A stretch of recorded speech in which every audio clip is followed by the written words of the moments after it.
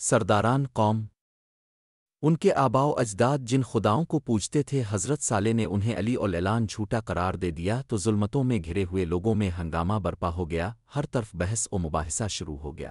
کچھ نے حق بات کو بالکل رد کر دیا، کسی نے تمسخر اڑایا، کسی نے حضرت صالح علیہ السلام کو برا بھلا کہا، کچھ لوگ جن کے دلوں میں ایمان کی رمق باقی تھی غور و فکر میں ڈوب گئے۔ قبیلے کے کرتا دھرتا لوگ حضرت صالح علیہ السلام کے پاس آئے اور کہا، تمہاری ہوش مندی، فراست، متانت و سنجیدگی، ذکاوت و پروقار شخصیت سے ہمیں بڑی امیدیں وابستہ تھیں کہ تمہارے تدبر سے ہمیں فائدہ ہوگا، دوسرے قبیلوں کے مقابلے میں ہماری شان و شوکت اور بڑھے گی، لیکن ان توقعات کے برخلاف تم نے ہمارے معبودوں کو برا بھلا کہنا شروع کر دیا، تم ہمیں ایسے راستے پر چلنے کو کہتے ہو جس پر ہم یقین نہیں رکھتے۔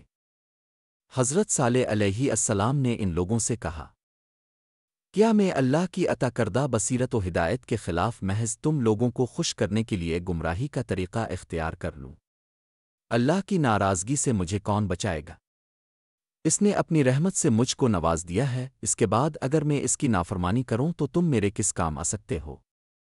قوم سمود اپنی ہٹ دھرمی پر قائم رہی اور لوگوں کا بغض اور اناد حضرت صالح کے خلاف بڑھتا گیا اور راست بازی کی راہ چھوڑ دینے کے لیے آپ کو تنگ کیا جانے لگا۔ اپنے سب کچھ برداشت کیا اور گمراہ کن عقائد کو باطل ثابت کرنے کے لیے نصیحت اور تبلیغ کا راستہ ترک نہیں کیا۔ اہل باطل اب کی دعوت حق کے جواب میں کہتے تھے، اے صالح، اگر ہم پسندیدہ طریقے پر نہیں ہیں اور ہمارے معبود باطل ہیں تو آج ہم کو یہ دھن دولت، سرسبز و شاداب باغ، سامان، آسائش کی فراوانی اور بلند عالیشان محلات کیوں حاصل ہیں؟ تو خود اپنی اور اپنے پیروکاروں کی بدحالی پر غور کر اور ہمیں بتا کہ مقبول لوگ ہم ہیں یا تمہارے خستہ حال پیروکار؟ قوم کے گستاخانہ طرز کلام کے جواب میں اپنے فرمایا، تم اپنی خوشحالی اور عیش سامانی پر تکبر نہ کرو۔ وسائل کی یہ فراوانی تمہارے زور بازو کا نتیجہ نہیں ہے، نہ ہی ان وسائل کی فراوانی کو ہمیشہ برقرار رکھنا تمہارے اختیار میں ہے۔ یہ نعمتیں جو تمہیں حاصل ہیں اللہ کی عطا کردہ ہیں، جو تمہارا اور کائنات کی ہر شی کا خالق و مالک ہے۔ اگر تم اس کے شکر گزار بندے بنو گے تو وہ تمہیں مزید انعامات سے نوازتا رہے گا، اور اگر تم نے کفران نعمت کیا اور ان نعمتوں کے حصول پر مغرور ہو گئے تو یہی وسائل تمہارے لیے عذاب بن جائیں گے۔ السمود اس حقیقت کو تسلیم کرنے کے لیے تیار نہ تھے کہ حضرت صالح اللہ کے فرستادہ پیغمبر ہیں۔ مال و دولت کے ذخائر پر تسلط کی بنا پر لوگ سمجھتے تھے کہ اللہ کے احکامات کو لوگوں تک پہنچانے کے اہل ہم لوگ ہیں، وہ لوگ جو حضرت صالح پر ایمان لے آئے تھے اہل باطل کی تحقیر و تضحیک کا نشانہ بنتے تھے۔ یہ لوگ ایمان کی دولت سے سرفراز اہل بصیرت کو مخاطب کر کے پوچھتے، کیا تمہیں یقین ہے کہ صالح اپنے پروردگار کا بھیجا ہوا رسول ہے؟ جواب میں حضرت صالح علیہ السلام کے پیروکار کہتے کہ بے شک ہم اس کے لائے ہوئے پیغام پر ایمان رکھتے ہیں۔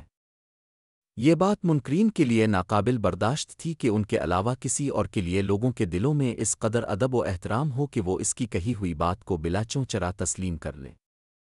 اپنے اقتدار کے لیے وہ انہیں خطرہ سمجھتے تھے۔ حضرت صالح علیہ السلام کی عزت اور شرف کو ان کے پیروکاروں کی نظروں میں کمتر ثابت کرنے کے لیے وہ کہتے تھے، ہم ہر اس بات کو رد کرتے ہیں اور ہر اس بات کو تسلیم کرنے سے انکار کرتے ہیں جو صالح تمہارے سامنے بیان کرتا ہے۔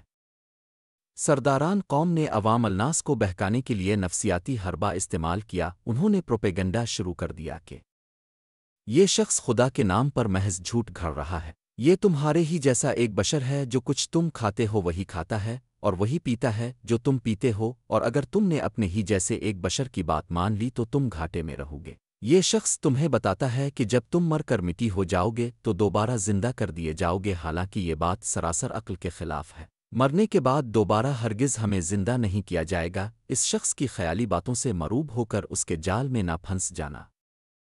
باطل پرستوں کا پروپیگنڈا سطحی سوچ رکھنے والے اور ظاہر بین مادیت پرستوں کے لیے قابل ستائش تھا، لیکن وہ لوگ جن کے دل ایمان کے نور سے منور تھے متاثر نہیں ہوئے۔